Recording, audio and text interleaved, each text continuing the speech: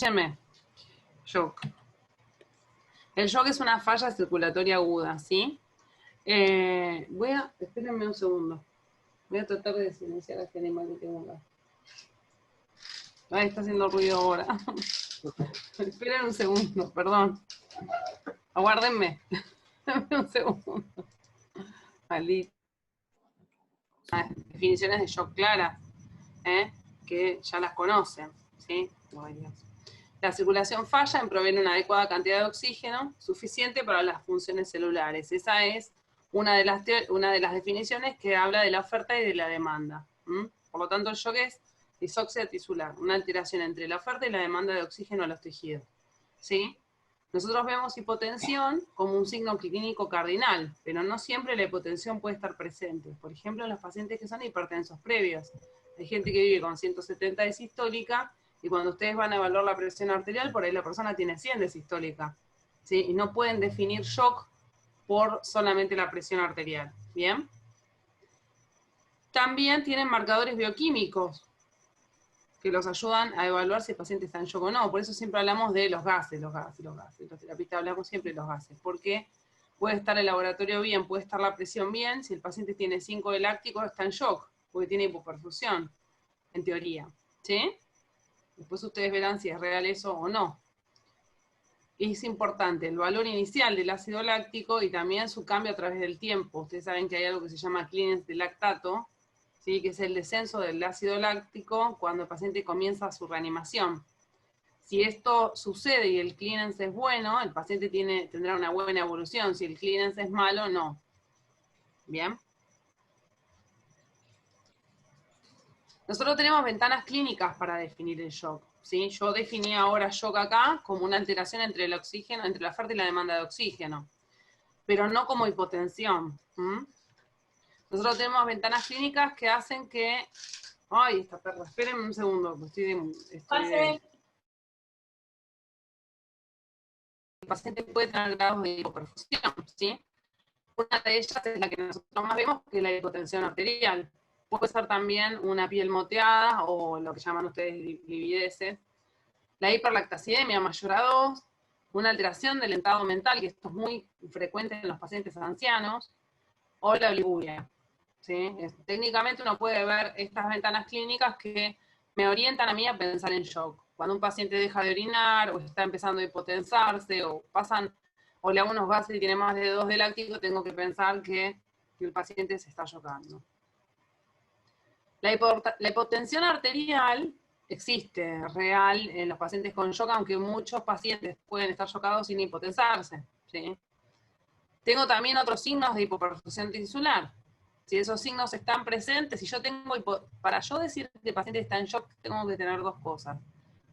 Primero, tengo que tener hipoperfusión tisular, ¿sí? Y además, tengo que tener hipotensión arterial.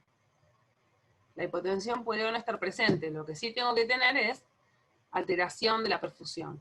Si el paciente tiene hipoperfusión tisular y además tiene hipotensión, puedo decir que está en shock circulatorio, ¿sí? Bien. Y la hipoperfusión definida con alguna de estas. En las nuevas guías lo que hablan de láctico. Es decir, el láctico es mayor a 2. Si el paciente tiene hipotensión arterial, se define como un shock circulatorio. Bueno, en el shock circulatorio uno puede tener varias cosas que estén mal, ¿no es cierto? Si uno lo define con los parámetros más modernos, lo que puede estar mal es o la bomba, entonces el shock es cardiogénico, volumen intravascular, por lo tanto el shock en ese caso es hipovolémico, o los grandes vasos, ¿sí? Con una carga, una sobrecarga impuesta a la eyección del ventrículo, como en el shock obstructivo, o de los pequeños vasos, como en el shock distributivo, que es el shock séptico. Entonces, cuando yo tengo una tríada de hipotensión arterial, una alteración de la perfusión tisular e incremento del láctico, yo puedo decir que el paciente está en shock circulatorio. ¿Está bien? ¿Ok? Sigo. Ok. Tenemos marcadores fáciles. Esto es un diagnóstico rápido lo que ustedes tienen que hacer cuando tienen shock. Ustedes recuerden que el shock es una emergencia, No pueden estar ahí boludeando a ver qué tiene el paciente. Tienen que definir primero el shock, ¿sí? Para definir el shock necesitan hipotensión arterial, alguna alteración de la perfusión, que puede ser oliguria, alteración del estado mental o alteración de la perfusión tisular, y un incremento del láctico arterial. ¿No?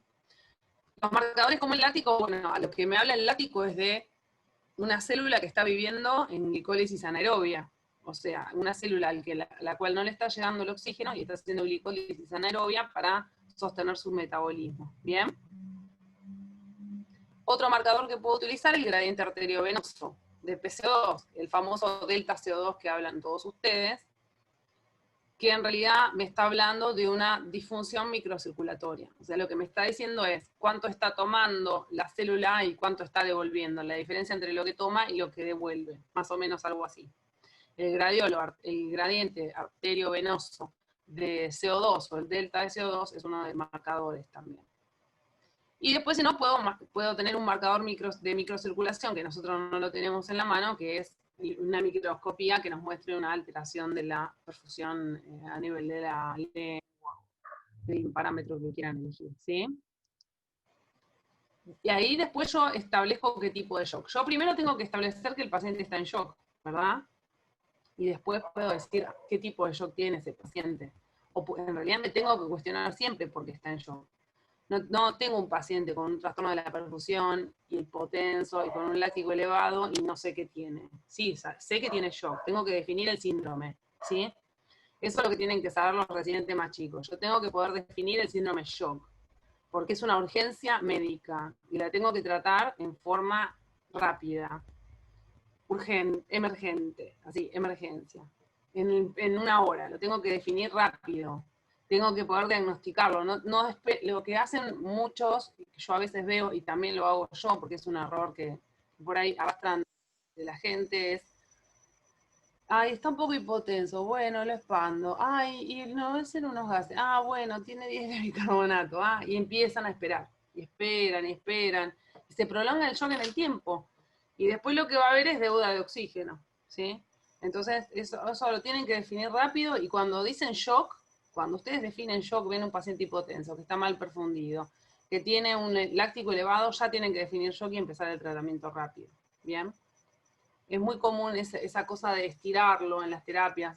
Bueno, se potencia un poco, empiezan a dar vueltas y el paciente está en shock. Y eso es algo que tienen que tratar rápidamente. Los tipos de shock lo tienen que saber, porque cuando yo tengo un paciente en shock, en nuestra terapia hay clásicos, que hay siempre, y hay shocks que no son tan frecuentes, pero que los hay. El más frecuente en todo el mundo es el shock hipovolémico. ¿Me escuchan? Sí, Doc, se lo escucha. El shock hipovolémico, claro, el shock hipovolémico se da mucho en pacientes jóvenes. Es muy frecuente por la cantidad de gente que está sangrando en el mundo, ¿sí? El traumatismo, los niños traumatizados, es muy frecuente el trauma en el mundo. El shock hemorrágico también es una entidad frecuente, ¿sí? Pero además también puede ser, pues además de trauma, puede ser por una hemorragia digestiva, la hemorragia digestiva alta, que es lo típico que nosotros vemos, o una hipovolemia secundaria, como en el caso de la deshidratación, que no es típico que eso lo veamos, que en realidad no llegan a estadios de shock realmente. El cardiogénico también es muy frecuente porque el infarto es la patología que más mata en el mundo, es la primera causa de muerte en adultos mayores de 50 años. Por lo tanto, el infarto de miocardio masivo o grande genera shock cardiogénico. Y la insuficiencia cardíaca, la miocardiopatía, como en el caso del Diego, la miocardiopatía y enfermedades valvulares o arritmias pueden generar shock cardiogénico por atontamiento miocárdico.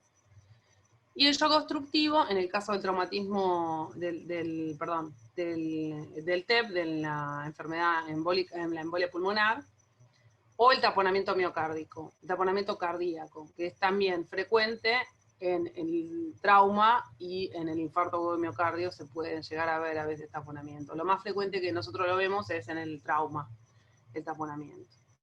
Y el distributivo es el clásico shock séptico que todos conocemos, ¿no? Voy a ir, bueno, por ahí puedo dar esto, sí, lo voy a dar. No sé si se ve, ¿se ve esta diapo? Sí. Sí. ¿Se ve? Bueno. En el shock circulatorio, bueno, hay algunas cosas que yo no tengo que decir. ¿Qué tiene que tener un paciente puesto? Tiene que tener una línea venosa central, tiene que tener un catéter venoso central, no puedo tener un paciente, eso suele suceder una vez al año, pero sucede que tengo un paciente con noradrenalina por una vía periférica. Cuando eso sucede, sepan entender que puedo hacer un colapso yo, nervioso, y porque no está indicado una vía periférica en el shock, ¿sí? El shock, la falla circulatoria grave es una entidad grave de alta mortalidad, de entre el 60 y el 80%, y debe ser tratada con seriedad, ¿sí? Por lo tanto, el paciente tiene que tener una línea central, una vía central, y tiene que tener una línea arterial. En el caso de González Catán, por cuestiones de recurso, van a escuchar que yo siempre digo, bueno, a tal paciente o a tal no le pongan, tratamos de optimizar el recurso porque algunos pacientes tienen bajas dosis de noradrenalina y a esos pacientes en general no le ponemos líneas arteriales, pero si, digamos, nos sobraran transductores, tampoco lo pondríamos porque son un poco más invasivas las líneas arteriales. Sin embargo, cualquier paciente que está en shock, ustedes podrían discutirme con una literatura de que hay que ponerle una vía central y un catéter arterial. ¿Bien? Y lo ideal es que tenga una ecografía, ¿sí? En la ecografía, ¿qué voy a buscar? ¿Para qué me sirve la ecografía en estos casos? Bueno, ahora vamos a ver un poco. Una ecografía que la tengo al lado de la cama del paciente y que no tengo que trasladar al paciente que está en shock. Recuerden que los pacientes que están en shock no se trasladan, por lo tanto la ecografía me brinda un aporte bastante importante al diagnóstico. ¿Sí? Bueno, esto lo voy a repetir un poco porque esto lo había dado, creo que lo dio Luciano el otro día, pero lo dio bastante rápido y los vi como medio, no sé si estaban medio perdidos o ya embolados o qué, pero hay protocolos para el shock, para evaluar el shock, como por ejemplo el RASH. El RASH es un protocolo validado para la evaluación del paciente en shock en cualquier parte del sistema de emergencias, o en la terapia intensiva, o en emergencias, en quirófano. Sirve bastante, es un protocolo que es rápido, ¿sí? La idea de los protocolos es que yo pueda seguirlos y establecer qué tipo de shock tiene un paciente que entra en shock. Por ejemplo, ¿se acuerdan de la paciente? Bueno, ya sé que graban esto, pero la paciente Morinigo que entró en shock, le hicimos trombolíticos, no sé si alguno se acuerda. Bueno, el shock no es tan fácil de evaluar a veces. Yo tengo un paciente que entra en shock y por ahí es obstructivo, o quizás sea séptico, o puede ser cardiogénico, y en algunos pacientes no estoy seguro. El que viene sangrando por la arteria femoral, yo sé que tiene un shock hipovolémico, pero en otros pacientes no lo sé. Entonces está bueno tener una idea de que este protocolo existe y que puedo usarlo en pacientes en los cuales yo no conozca la causa de shock. ¿Qué evalúo? Voy a evaluar la bomba, el tanque, que es el tanque, ahora ya les digo, y las cañerías.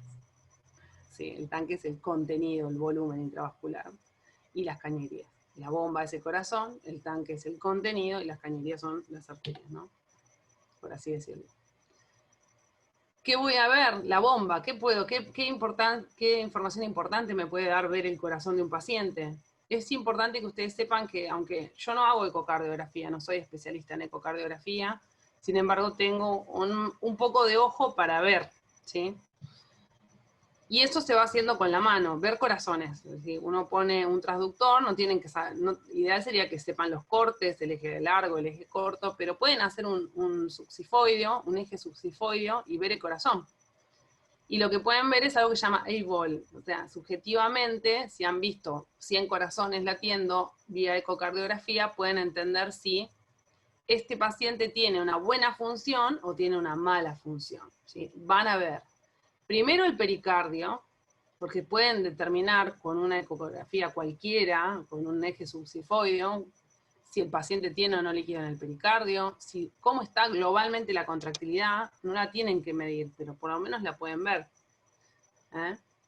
Y cómo está el tamaño del BI en relación con el tamaño del BD. ¿Sí? Ustedes pueden determinar, si hacen una ecografía y pueden ver las dos cavidades, si el BD es más grande que el BI. ¿Sí? Eso es importante también, porque eso me ayuda bastante, por lo menos desde el punto de vista subjetivo, a ver lo grande. ¿Sí? Necesito saber si el paciente tiene un derrame pericárdico, está taponado, qué contractilidad global tiene y qué tamaño tienen los ventrículos. Si el BD es más grande que el BI, me indicaría alguna patología. Bien. ¿Cómo está el volumen intravascular? Eso también lo puedo ver. Lo clásico que hacen ustedes, el diámetro de la vena cava.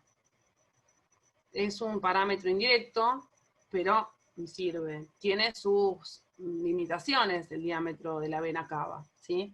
Cuando la presión intratorácica es muy elevada, el diámetro puede cambiar. Por eso también me sirve medirlo en inspiración y en expiración, ¿sí? La dinámica respiratoria del diámetro de la vena cava. También me sirve el pulmón. Si yo veo líneas B por todo el pulmón, puedo suponer o presuponer que el paciente tiene un volumen intravascular elevado. Y el FAST, ¿por qué hago el FAST? Y porque puede ser que el tipo esté sangrando. Por ahí viene una persona que tiene una ruptura de algún órgano intraabdominal, o no sé, tuvo un trauma la semana pasada y ahora se le rompió el vaso, y también me sirve ver si el paciente está en shock hipovolémico, me puede orientar. Y las cañerías. Estas son más difíciles de verlas, pero también las pueden tomar en cuenta porque son parte del protocolo RASH. Si algo está roto en la panza, muchas veces en algunos pacientes se diagnostica el aneurisma de aorta roto con una ecografía. Algunos pacientes que son más flacos, los tabaquistas, suelen ser fáciles de ver en ecografía, las aortas, cuando una aorta muy grande, y si hay líquido en el abdomen, pueden obtener alguna información. O, por ejemplo, cuando tienen un TEP, hacer compresión venosa con un traductor lineal, si la vena comprime o no, si ustedes sospechan trombosis. ¿Bien? Hasta ahí vamos. Ay, algo hice mal. Ahí está. Carlos, al shock. No puedo estar dando vueltas, creo que es un error que cometemos mucho, de dar vueltas y, ay, está un poco hipotenso, ahí lo expando. No, cuando ustedes ven hipoperfusión, hipotensión arterial, láctico elevado, ya tienen que ponerle el título al síndrome. Eso es muy importante, ¿sí? Que ustedes, especialmente los residentes más chicos, puedan determinar qué paciente está en shock. Los más chicos y los más grandes y todos, porque todos tenemos ese error. Una vez que hacen el diagnóstico, tienen que establecer el diagnóstico etiológico del shock. ¿Cuál es el diagnóstico etiológico? ¿Es un shock hipovolémico? ¿Está sangrando? ¿Es un shock séptico? ¿Se acuerdan que tenemos un paciente ahora en la terapia C, que era un trauma, que decíamos, tiene shock por la panza, tiene shock por la panza, tiene shock por la panza? Y la panza nunca tuvo líquido. ¿Se acuerdan eso? ¿Y qué pasó? Al final estaba séptico. Entonces tengo que poder establecer. A veces uno no puede establecer en el momento inicial cuál es la causa de shock. Puede pasar que uno reciba un paciente que cree que tiene una trombosis pulmonar, pero no puedo hacer un diagnóstico por algún motivo y tengo que poder tratarlo o tratar varias cosas sin saber con certeza qué es el shock. Por eso muchas veces van a ver que pacientes con shock cardiogénico están cultivados, porque al principio solo tengo shock. No tengo ninguna otra cosa que me informe nada y yo lo tengo que tratar. Y el éxito del tratamiento del shock es tratarlo en las primeras horas. Cuando digo las primeras, tienen que ser la primera. ¿Bien? Bueno. Ahora entonces, una vez que yo determino, tengo una forma de evaluarlo rápido, que es como yo les conté, que es en el protocolo RASH. ¿Sí? El protocolo RASH lo que tiene es un protocolo que es no invasivo para determinar qué tipo de shock tiene el paciente. ¿Sí? Hay otros elementos que yo puedo utilizar para determinar qué tipo de shock tiene. En el pasado, cuando no había ecografía, usábamos el catéter de Swan-Ganz. Vamos a hablar un poco de eso. Un poco de la técnica, no lo usamos mucho, tiene sus limitaciones, ¿sí? ¿Por qué ahora? Lo siento lo del logo, tuve que rescatar una clase que no encontraba. ¿Por qué en realidad no lo usamos tanto? De hecho, esta clase es muy vieja por eso, porque el catéter de Swan-Ganz cayó en desuso. Si yo tengo un ecógrafo al lado de la cama del paciente, que era lo que cuando yo empecé la residencia no existía, entonces lo que hacíamos era adivinar qué le podía pasar al paciente hasta que le podíamos poner un catéter de Swan-Ganz, ¿sí? Y eso nos ayudaba a determinar en qué punto estaba parado el paciente con respecto a la situación hemodinámica. ¿Por qué es bueno el Swan? Porque al residente le enseña a mirar la hemodinamia desde diferentes puntos fisiológicos. Entonces los ayuda a comprender la hemodinamia. ¿Por qué es malo? Porque da una información que está muy sesgada por el sujeto que toma la información, ¿sí? Y si uno no tiene mucha experiencia, lo más probable es que la tome mal, y sobre una medida mal tomada va a tomar conductas que van a estar mal hechas, ¿sí? Además es invasivo, además era realmente complejo ponerlo, lleva mucho tiempo hacerlo, tenés que tener mucho entrenamiento para poder interpretar las variables y medirlas bien, y eso en la ecografía no es así. En la ecografía no es invasiva, está muy disponible hoy en día, no depende de tantos aparatos, y no es tan complejo. Si bien es subjetiva la forma de tomar las imágenes, en la ecografía es mucho menos subjetiva que en el catéter de Swan-Ganz.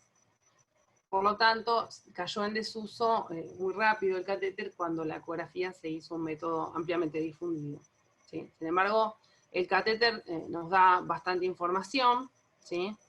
No tengo, esperemos un no tengo la de dar otra. El catéter consta de varios puertos, ¿sí? Es un catéter largo que tiene un balón en la punta, ¿sí? Que yo lo puedo inflar con aire, tiene una jeringuita donde yo lo puedo inflar con aire, y tiene otra jeringa, que es un puerto proximal, un puerto distal y un termistor, que es un medidor de temperatura, ¿sí? Cuando yo coloco el catéter, lo coloco como cualquier acceso central, de preferencia lo puedo colocar en las yugulares o en la subclavia, porque el catéter no es tan largo y desde la femoral no llegaría. Tengo que atravesar con ese catéter, la punta tiene un medidor, en la punta yo conecto un transductor, en el puerto distal conecto un transductor de presión, como si fuera una TAM, igual, de la misma manera, con un lavado, con un transductor, conectado a un monitor, y eso me va a marcar la punta del catéter, la presión que tiene la punta del catéter, ¿sí? A medida que yo introduzco el catéter de Swan-Ganz, el catéter va a pasar primero por la subclavia, por lo cual voy a tener una presión venosa con las ondas de, ¿se acuerdan el yugulograma? ¿Alguna vez alguno lo leyó en fisiología? La onda A, la onda B, el valle, ¿se acuerdan? Una presión muy baja, que es una presión venosa, una PVC, medida con un transductor. A medida que esto avanza por la vena cava, voy a llegar a la aurícula derecha, por lo tanto voy a tener, si la válvula está sana, voy a tener una presión bastante similar a la presión venosa, porque la aurícula derecha tiene presiones iguales a la vía venosa, a la vena cava, a la vena subclavia. Una vez que paso la válvula, voy a detectar automáticamente un aumento y un cambio en la onda de presión. Voy a tener una presión que no es dícrota, sino que es unícrota, vamos a decir, está mal dicho. Es solo sistólica.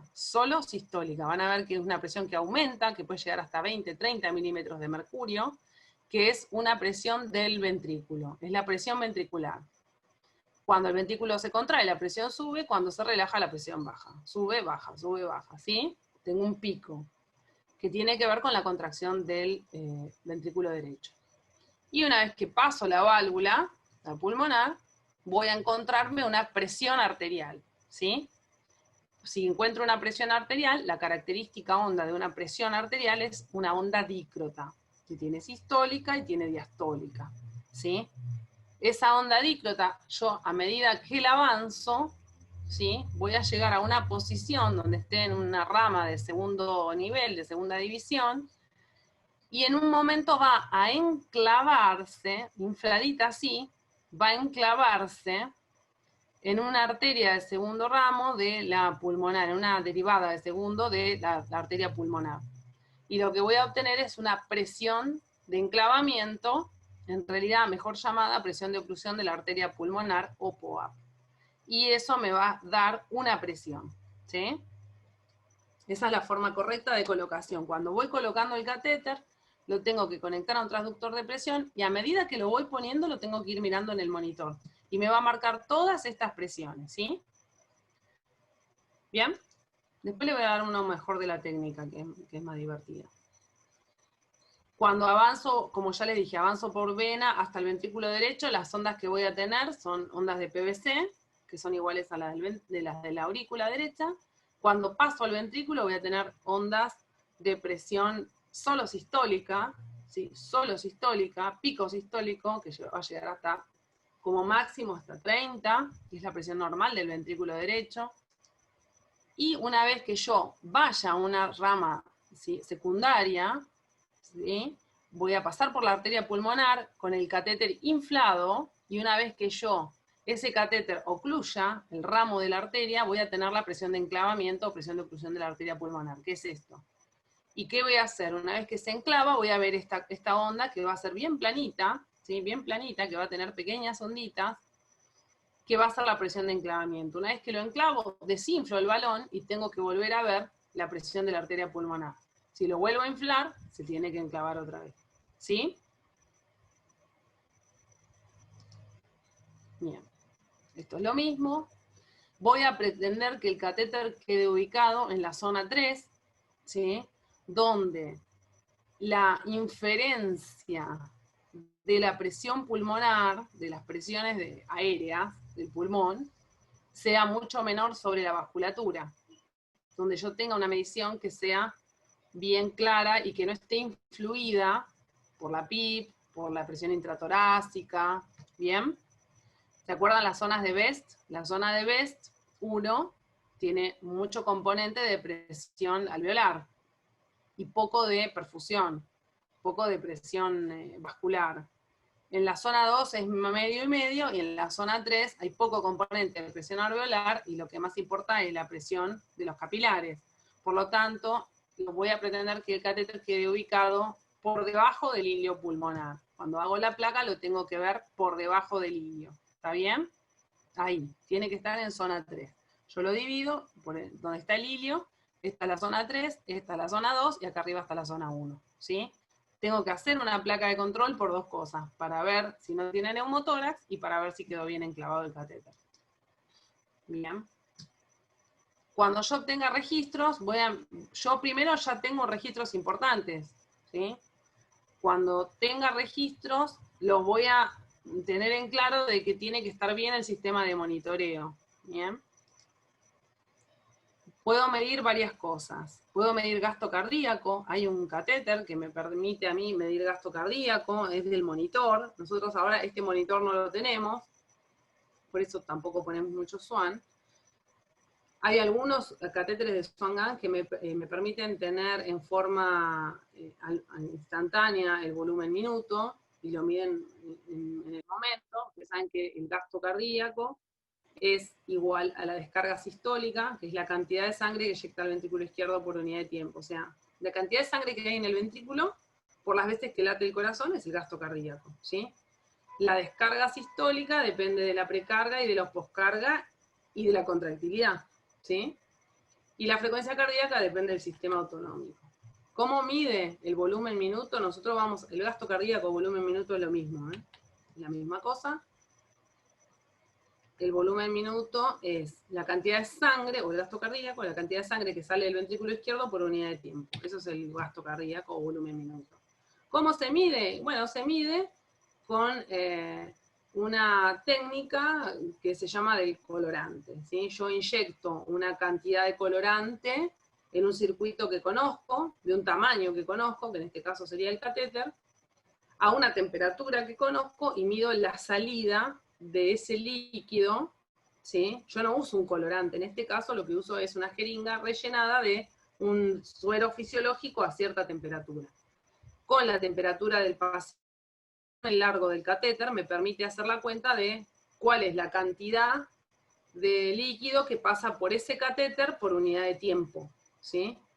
Y lo calcula por diferencia de temperatura, ¿sí? Si yo inyecté 10 mililitros de solución fisiológica a 20 grados centígrados, pero me llegan ahora 20 mililitros de sangre a 30 grados y el recorrido del catéter tanta distancia, bueno, hace una cuenta, sí, que es esto, perdón, al revés, desdilución, hace una cuenta, no tengo la cuenta, ¿qué es esto? ¿Sí? La cantidad o temperatura del indicador sobre una derivada de concentración de tiempo. porque lo que hace es calcular el área bajo la curva, ¿sí?, del indicador, de cómo el indicador lo recorre en el largo del catéter. Ya sé que me odian por esto, pero bueno, es una fórmula que utiliza el aparato. Cuando yo lo mido, yo lo inyecto al colorante, que en este caso es solución fisiológica, si bien no colorea, pero a cierta temperatura, lo que me marca es una curvita así, igualita a esta, ¿sí?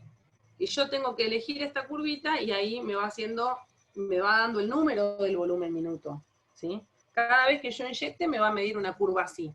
Esta curva tiene que ser bien alta, bien en pico, ¿sí? Y esa curva está bien hecha porque el transductor lo está tomando bien el líquido que yo inyecté. Y me vas a dar una cuenta que es un número, y me va a poner volumen minuto 6, o 5, o 7, o 9, lo que dé este numerito. ¿Está bien? ¿Cómo se inyecta? Bueno, no lo voy a marear con esto, no tiene mucha importancia, se inyecta por el catéter, ¿sí? En general, depende del monitor que uno tenga, a veces te piden que sea 20 mililitros, a veces que sean 10 mililitros, y bueno, se hace la medición. Es importante porque yo voy a inyectar una cantidad de solución fisiológica que esté en una temperatura más baja, ¿sí? Por lo tanto, tengo que tener en cuenta estas cuestiones. Entonces voy a tener una primera medición, que es el volumen minuto. El volumen minuto me va a dar una orientación global, o sea, qué cantidad de sangre está saliendo por unidad de tiempo en el ventrículo, ¿sí? ¿Qué me dice el volumen minuto? Fundamental, ¿funciona el corazón o no? Pero en global, ¿sí? La cantidad de sangre que está saliendo del ventrículo izquierdo, ¿es buena o es mala? ¿Sí? Si yo tengo un volumen minuto de 6, ¿eso cómo es? ¿Bueno o malo? ¿Cuál es el volumen minuto normal?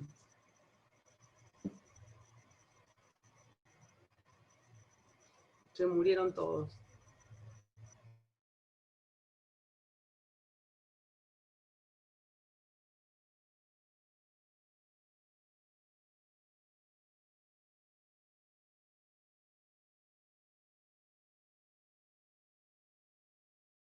Sí, hola. Hola, Doc. En general, lo que nosotros hacemos el cálculo de 7 por 7, 49, 4,9 litros. Entre 5 a 7 litros está bien. 6 litros, en realidad 5 o 6 litros, depende del depende. Por eso estos cálculos, cuando yo los hago, se hacen en base a la superficie corporal. ¿Se acuerdan que eso se lo dijo Luciano? A la superficie corporal en metros cuadrados. Si yo divido el gasto cardíaco sobre la superficie corporal, me da un índice que se llama índice cardíaco. Todo lo que yo mida en el SWAN lo tengo que medir por índices, porque tiene que ver con el peso y el tamaño del paciente. No es lo mismo para 4 litros para Ítala que 4 litros para Ángel, o no sé, o 4 litros para Horacio, o para mí, o para quien sea. ¿Sí? Cada persona es diferente en tamaño, en superficie corporal, ¿sí? Por lo tanto, la eyección es diferente o sea, para mí puede ser ínfima, una descarga sistólica o un volumen minuto de 3, pero para Ítala capaz la alcanza, ¿se entiende? El índice cardíaco, si yo lo divido por su superficie corporal o por la mía, yo tengo capaz un índice cardíaco de 3 y ella también, ¿se entiende? Cuando lo divido por superficie corporal, está bien. ¿Los obesos qué onda? ¿Los obesos qué onda con esa fórmula? ¿Cómo? ¿Los obesos también tienen índice cardíaco mayor, menor? ¿Cómo es en el caso de los obesos? Es por tamaño, por área, por metro cuadrado de superficie. Vos tenés que poner los metros cuadrados, hay fórmulas que vos sacás los metros cuadrados, y como si fuera que calculás el BT, lo mismo. Superficie corporal tenés que poner. Te lo da el monitor, a veces vos pones el peso y la estatura y ya te lo da el monitor. No lo recuerdo ahora porque no sé hacer la cuenta. No es tan difícil, si lo busco te diré, pero cada persona tiene un índice cardíaco diferente. Y ojo, porque, y el volumen minuto, ¿no?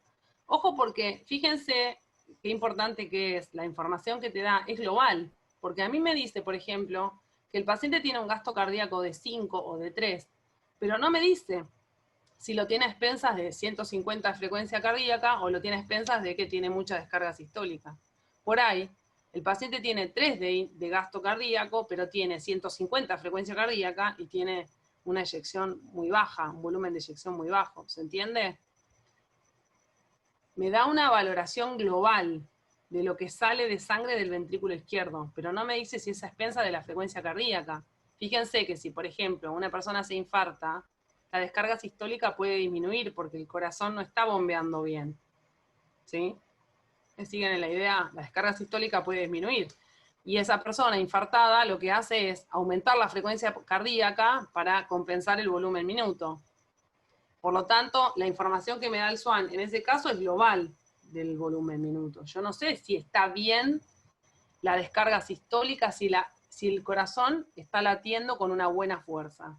Solamente me dice volumen minuto. ¿Estamos de acuerdo? No puedo ver contractilidad en el SWAN. Puedo ver información global del volumen minuto. ¿Bien? Otra cosa que me va a dar es la presión de oclusión de la arteria pulmonar. ¿Sí? La presión de oclusión de la arteria pulmonar me habla de esto. Voy a volver un poco atrás para hacer... Perdón, que los mareo tanto. Bueno, con esto podemos hacer. Cuando yo hago una presión de oclusión de la arteria pulmonar, me va a dar un número de presión. ¿Sí? Lo normal es hasta 18. Más de 18 no puede ser. Pero fíjense que, ¿qué me está hablando? Es una presión retrógrada, en realidad. Cuando yo ocluyo la rama de la arteria pulmonar, la sangre que viene del ventrículo derecho va a dejar de empujar, ¿verdad? Entonces la presión que yo sense acá es la presión que sería, síganme en la idea, es el capilar que pronto se va a convertir en vena y que va a llegar a la aurícula izquierda, ¿verdad? ¿Me siguen? Sí, Doc, sí. Voy a explicarlo acá. Si yo, bueno, no, necesito otra foto más linda, sí, esta puede ser. Esta presión, cuando yo la ocluyo, voy a dejar de que la arteria pulmonar esté empujando la sangre o generando presión en este vaso, ¿sí? Que en este caso será una arteriola. ¿Bien? Esta presión me va a representar la presión que... Esta presión que yo voy a medir acá con el balón inflado me va a representar una presión que va a ser retrógrada. Yo estoy acá en el pulmón, ¿sí?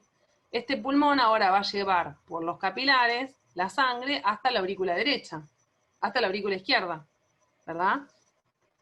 Esa sangre que está acá va a ir a la aurícula izquierda. Va a generar una presión en la aurícula izquierda y un volumen. Cuando entra al ventrículo izquierdo, esa sangre, esa presión que está ahí, ¿sí? Es la presión que viene desde el pulmón, desde los capilares pulmonares, ¿no? Desde los capilares pulmonares, la presión, esa misma presión va a la aurícula izquierda y después va al ventrículo izquierdo, ¿no? ¿Me siguen en la idea? Es una presión retrógrada. Si yo dejo de inyectar sangre arterial, miro una presión retrógrada del sistema pulmonar, ¿sí? Esto es la WESH, la presión de enclavamiento, la presión de oclusión pulmonar. Hablamos como sinónimos, aunque no son sinónimos. ¿Qué me dice? ¿De qué me habla la presión de oclusión de la arteria pulmonar? Si yo estoy midiendo esta presión, cuando yo tapo la arteria pulmonar, estoy midiendo, vamos a decir teóricamente, el sistema capilar del pulmón. El sistema capilar del pulmón va a llevar la sangre a la aurícula izquierda y de ahí al ventrículo izquierdo. Por lo tanto, si esta presión es una presión que va a llegar al ventrículo izquierdo, me está hablando de qué. O yo podría inferir qué en este caso.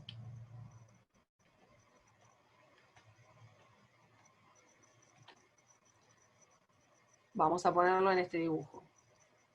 Si yo tengo el corazón, ¿no? Yo voy a poner en el lado pulmonar el SWAN. Este es el ventrículo izquierdo, este es el ventrículo derecho. Yo voy a poner el SWAN infiriendo que si no hay ninguna válvula tapada, la presión de oclusión pulmonar va a ser igual que la aurícula izquierda que el ventrículo izquierdo, ¿o no? ¿Me siguen? Sí. Entonces yo podría inferir que la presión de oclusión pulmonar es igual a la presión de fin de diástole del ventrículo izquierdo. ¿Sí? Si la arquitectura del corazón es normal, la presión de fin de diástole del ventrículo izquierdo podría ser homologable al volumen de fin de diástole del ventrículo izquierdo. ¿Sí? ¿Y qué es el volumen de fin de diástole del ventrículo izquierdo?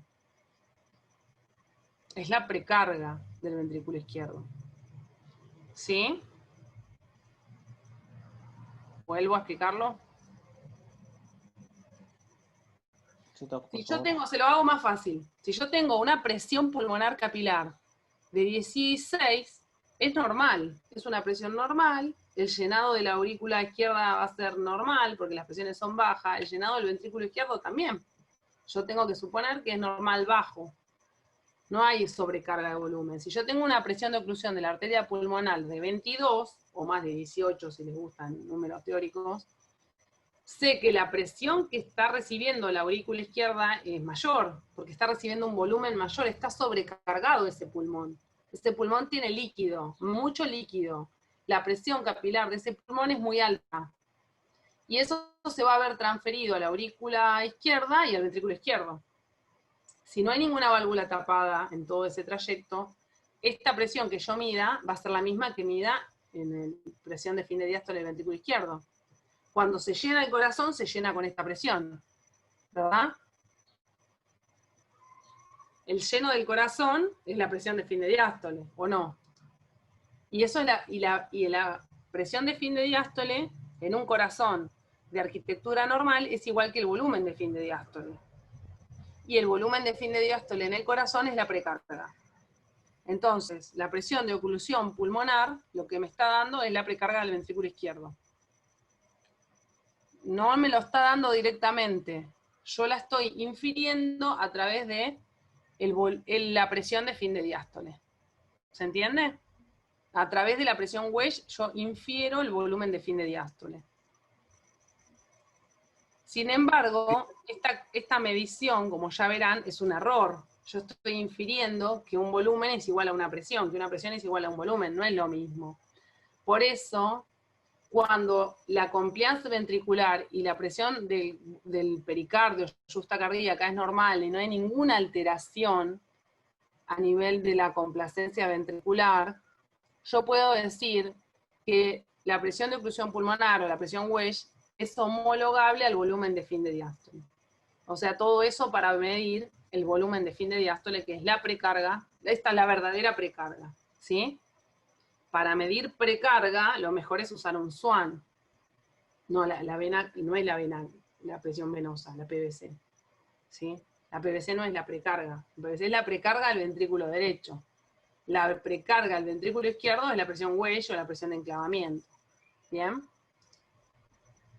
Entonces, cuando yo mido la presión de oclusión de la arteria pulmonar, se homologa la presión de la aurícula izquierda, que se homologa a la presión de fin de diástole del VI, que se homologa al volumen de fin de diástole del ventrículo izquierdo y que me orienta a mí a pensar que es la precarga del ventrículo izquierdo.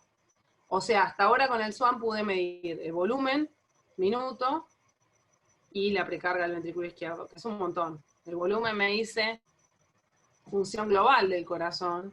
La precarga me dice, el volumen, la Wedge me dice precarga. Es una cosa muy importante, ¿verdad?